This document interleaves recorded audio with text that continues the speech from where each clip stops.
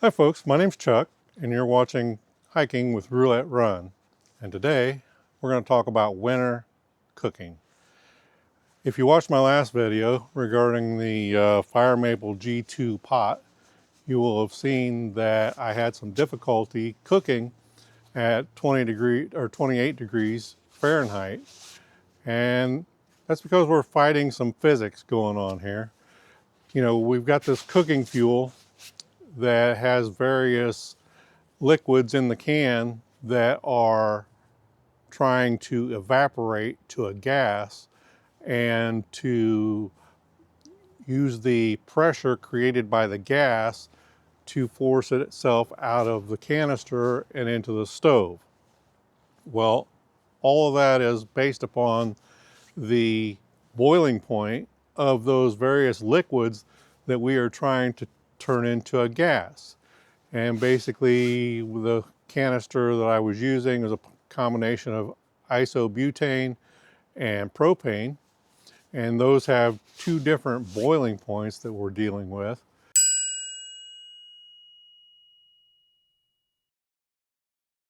But the problem is, as we are evaporating out of the canister, we are also dealing with what's called evaporative cooling. As you evaporate a liquid, you get a cooling effect from that evaporation. And it's like if you go out swimming on a 72-degree day and you've got a breeze blowing and you get out of the water and you've got that breeze blowing across your skin and you're evaporating that water off your skin, it can get quite chilly. And so that's kind of what's taking place inside that canister as that gas or as that liquid is evaporating into a gas. It is causing evaporative cooling of that canister. So I've done some research and basically we've kind of got two options that we can use to try to warm or keep that canister warm or to warm the canister. And one is to try to keep the canister warm, and you can use what we've got right here behind me, which is liquid water. Liquid water has to be at least 32 degrees stable. And if you put your canister of gas into a container with water in it, and it will keep that temperature of that gas high enough that it will continue to evaporate. However, the problem is most of us hikers, we don't carry an extra container that we can put liquid water into to keep that temperature up. However, I have come to a solution that may help some of us out, including me, and it's a rather lightweight solution that most of us would be willing to pack for, say, a weekend camping trip. So let me get this out and we'll discuss it. So what I've got here, these are single-use hand warmers, and they're very lightweight. I'm going to guess that without putting them on the scale, that two of these may weigh an ounce. And as soon as you open up the packet of these, you're activating, as soon as you open the packet of these, you're activating what is inside in the package here to begin heating. Now it's going to take a few minutes in order for these to begin actually heating. But we can use one of these, and I'll show you how we're going to go about that. Now inside of these is basically a combination of iron filings, activated charcoal, and vermiculite. And what's taking place here is as these packets absorb some moisture out of the air, we are actually causing a rusting process to occur with those iron filings, and that process actually creates heat to the point you can feel it and helps keep your hands warm if you put them inside your gloves, or your toes warm if you put them inside your boots or shoes or whatever you're maybe hiking in. So let's get turned around here and I'll show you how we're going to accomplish this.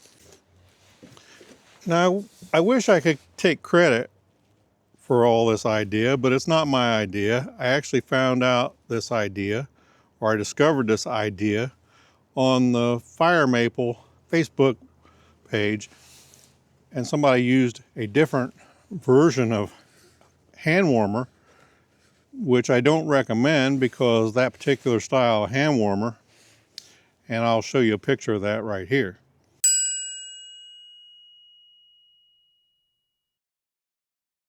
And this particular style of hand warmer actually has to be, it can be recharged. However, you have to use boiling water in order to recharge that hand warmer. And I find that this disposable type is much more user-friendly as far as for backpacking and whatnot. And just so you know that the contents of that hand warmer, being iron filings, vermiculite, and activated charcoal, is readily biodegradable. Now then, you'll notice I'm pulling stuff out of the carry sack for this pot, which is the 750 milliliter G2 Fire Maple pot, which is the same pot that I was showing you in the last video. And you can see the last video up here in the upper right hand corner. And so some of this stuff was in the pot. However, I was using a 100-gram canister, fuel canister, in that last video. Well, today what we're going to do, we're going to use a 230-gram canister. And the reason being will become evident here in just a moment. But with a 230-gram canister, I can still fit my stove with the fuel saver that's in here, one big lighter, and then a couple other items that I've got down below here. Well, one other item that I've got down below here. So this is the 750 milliliter pot that goes with the Fire Maple Green Peak stove here. And we're going to go ahead and attach the stove to the canister. If I can get it out. There we go. Make sure the stove is shut off before we attach it onto the canister.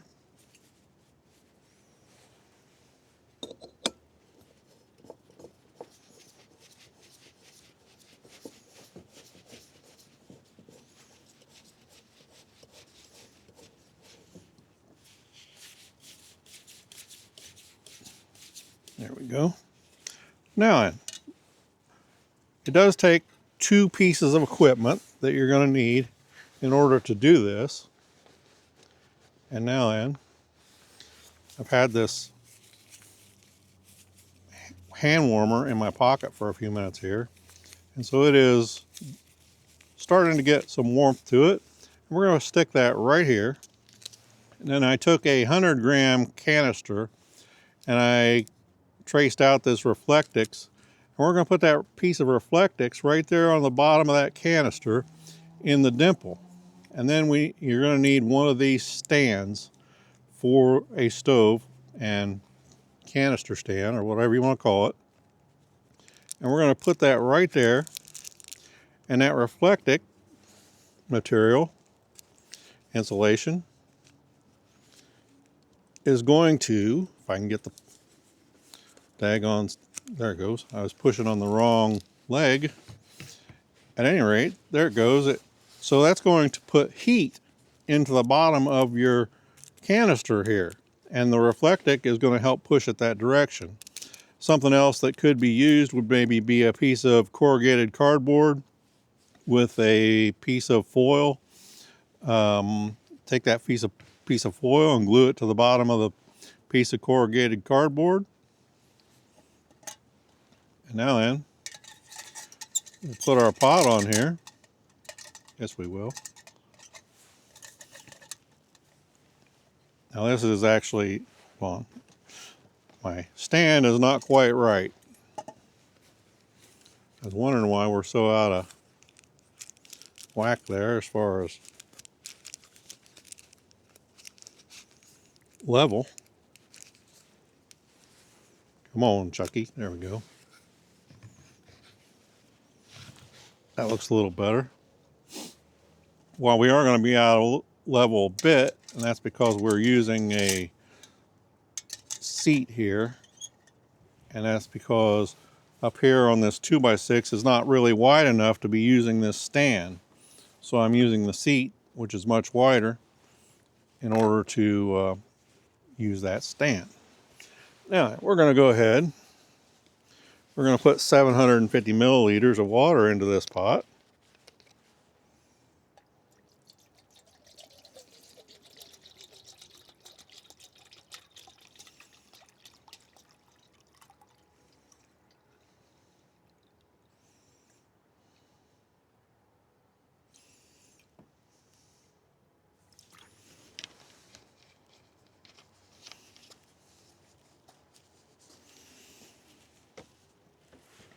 And then start our stove.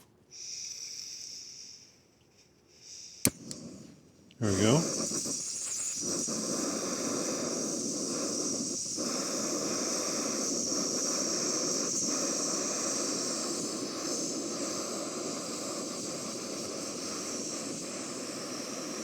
Also, a bigger can, or canister I should say, of fuel is going to hold temperature better, especially if it's full, better than say the 100 gram. And already I'm starting to see steam come off of this water.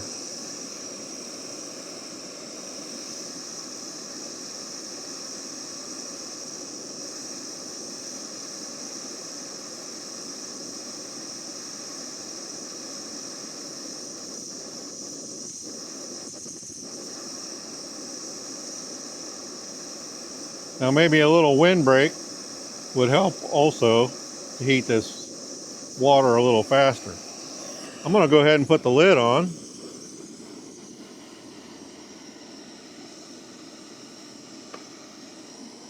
Because a pot with a lid does come to a boil faster.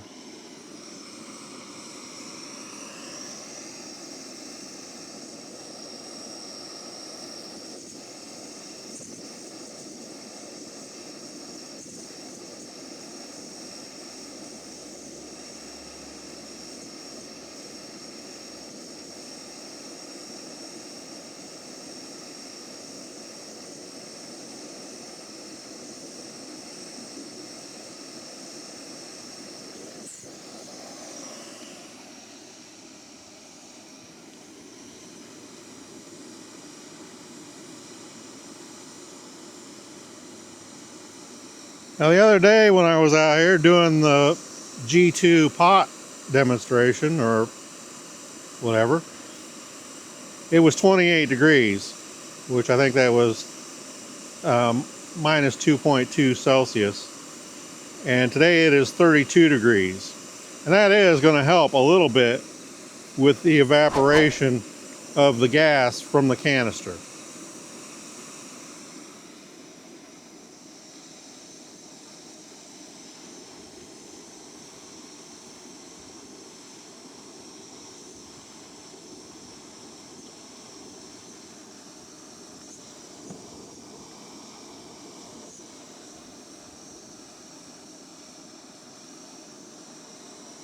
I'm already seeing steam come out of the top and water is condensing on the lid.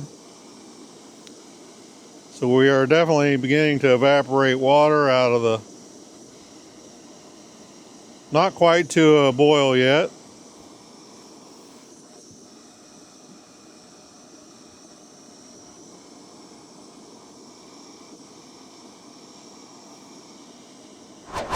There we are, we're to a full boil that quick.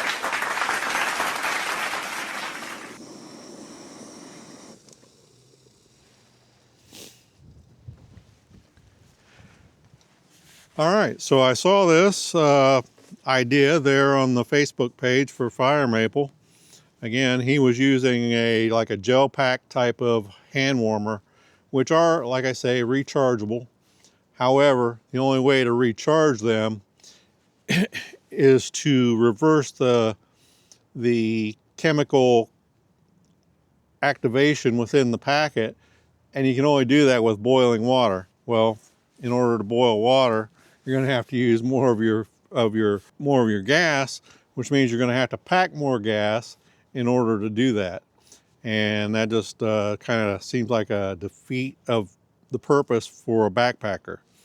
So at any rate, I hope you learned something. I hope this helps some people out. Okay, so I did some research and found these two methods of trying to help keep the canister warm in order to help force more gas into the stove to allow you to keep cooking in colder weather. And I thought I'd share it. And so I hope that you learned something. I know I did when I saw it. And I thought, what a brilliant idea, especially for somebody like myself who has a history in the heating and air conditioning business. I understand the physics of what's taking place inside the can because it's basically the exact same thing that takes place inside an air conditioning system and allows you to cool your house. So at any rate, I hope you learned something. I hope it was helpful. And do me a favor, down at the bottom, hit like and subscribe. There's more to come.